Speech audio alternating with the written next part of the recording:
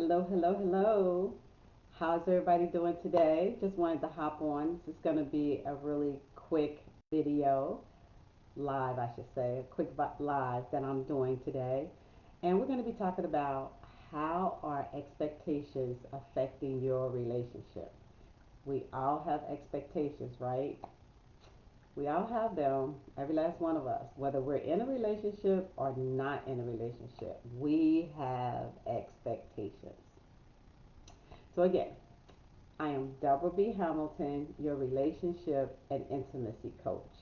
I'm here today to talk about expectations.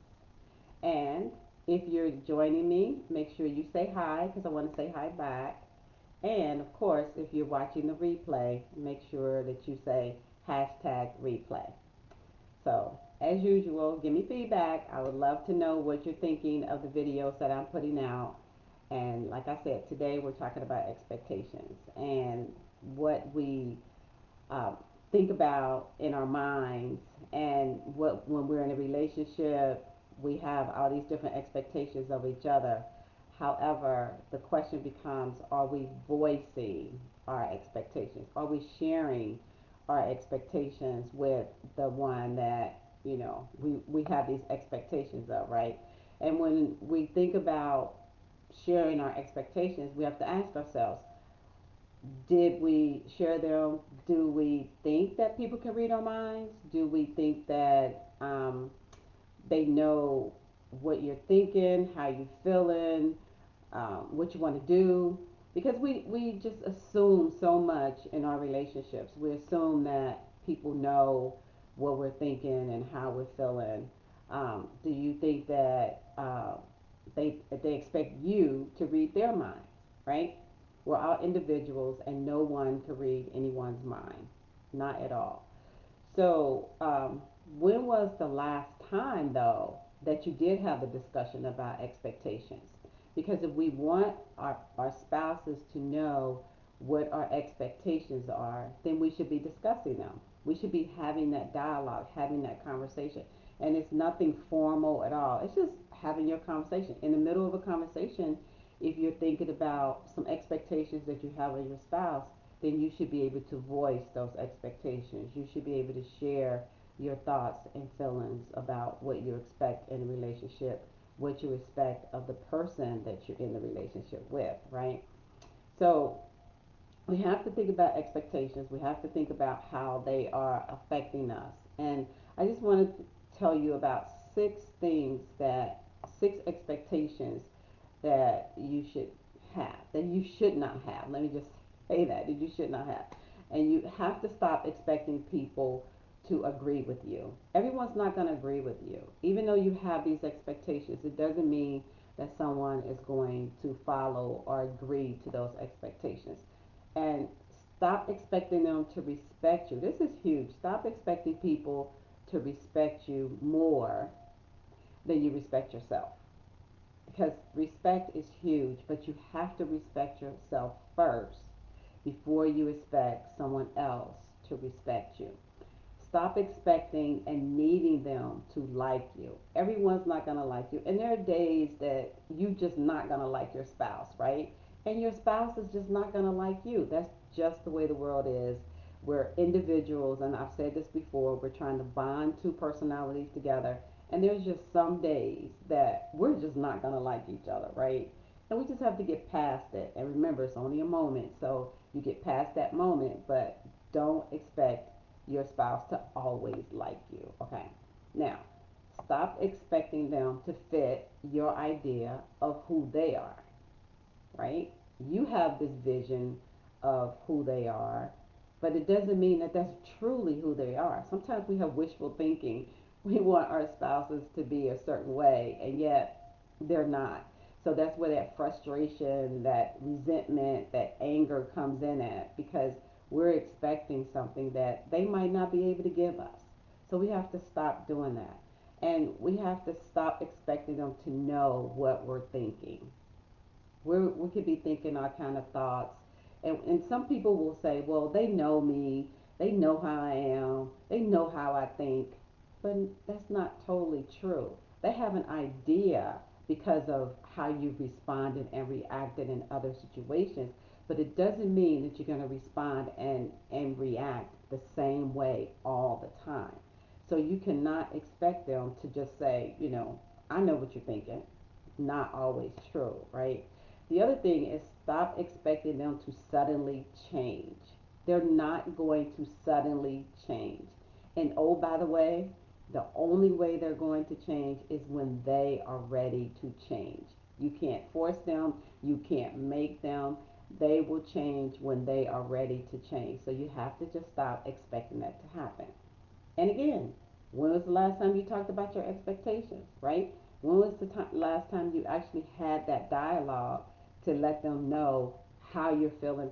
And oh, by the way, asking them, how are they feeling? How's the relationship going? Do you like when I do this? Do you like when I do that?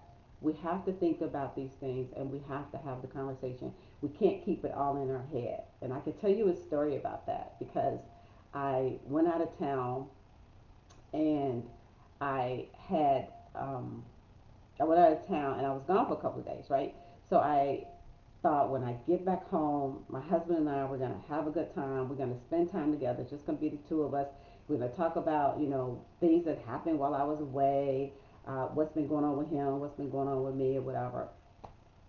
But keep in mind, I'm thinking all these things, right? So I get off the plane, he picks me up from the airport, and we're on our way home, and he decides, well, let's stop for dinner. And I'm like, great, let's stop for dinner, and let's talk.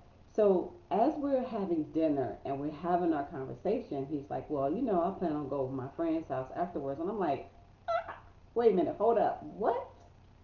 Now, keep in mind, I'm the one who was thinking all these things about, the way we should be when we get home and how we're supposed to be just spending time together. But I never said it out loud. I never told him that. I never said, babe, I've been gone for several days. I really just want us to go home and chill and just be with each other and just talk to each other. I never said it. I thought it in my head, but I never said it, which is so crucial because we cannot have these expectations. And that was a simple expectation, right? It wasn't anything critical. It was just a simple expectation that I had in my head that I did not share with him. So I had to catch myself and realize that I couldn't be mad at him. He didn't know my expectations. He didn't know what I was thinking. He didn't know that I wanted to just spend one on one time with him and not go over his friend's house. He didn't know that. It was all in my head. I assumed that he would know that. So we can't do that to our spouses. We can't expect them to know what we're thinking, how we're feeling, and how uh, our thoughts are like osmosis to them. So people can't read our minds. They will never know how you feel unless you tell them, right? You have to tell them. So remember that the magnitude of your happiness will be directly proportional to your thoughts, right? And how you choose to think about things. So when you're thinking about things, are you sharing those thoughts?